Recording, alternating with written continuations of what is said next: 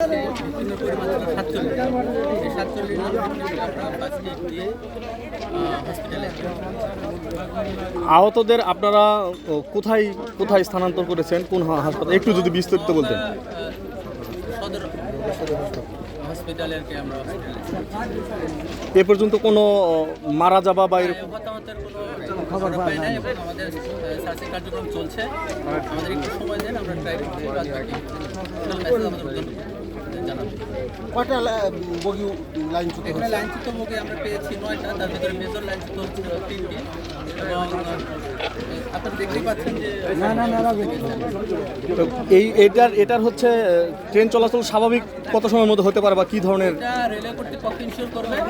But আমাদের এর থেকে আমরা যেটা ট্রাই করছি যে এখানে কোনো ভিকটিম যাতে সেবা না পেয়ে এখানে যাতে অবস্থা না করে, আমাদের এর থেকে ট্রাই করছি। যত ভিকটিম আছে তাদেরকে আমরা ফার্স্ট এড দিয়ে আমরা হসপিটালাইজ করবো। ধন্যবাদ।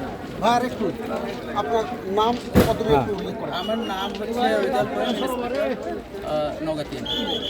আপনারা এখানে পাথরের কাজ করতেছিলেন, এখানে পাল্লা দেওয়া ছিল, পাল্লা আপনার ড্রাইভার কোনো রকম ফলো করে নাই, এই তো? মানে ঘটনাটা বলেন তো কি হয়েছিল আসলে?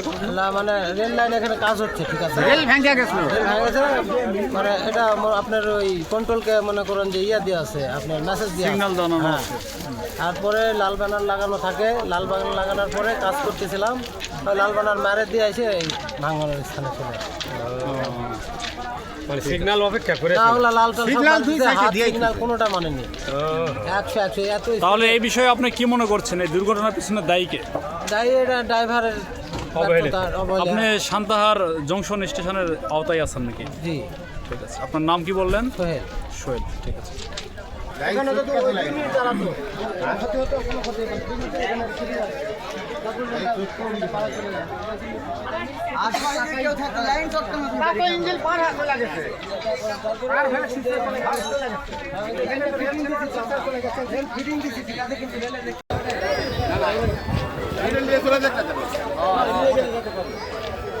সিগন্যালের লোক কোন আসে রে?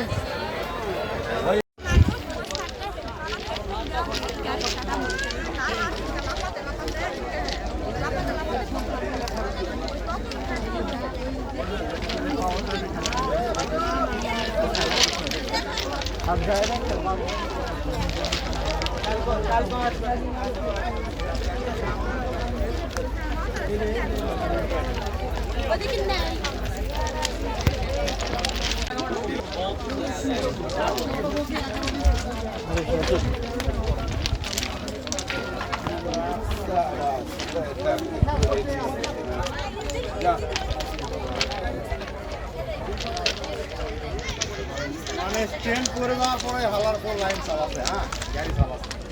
চলেন এইভাবে ড্রাইভার কাঁচা বোধ হয় বাবা। না না, কাঁচা হবে কেন? ট্রেনের ড্রাইভার কাঁচা পাকা নেই।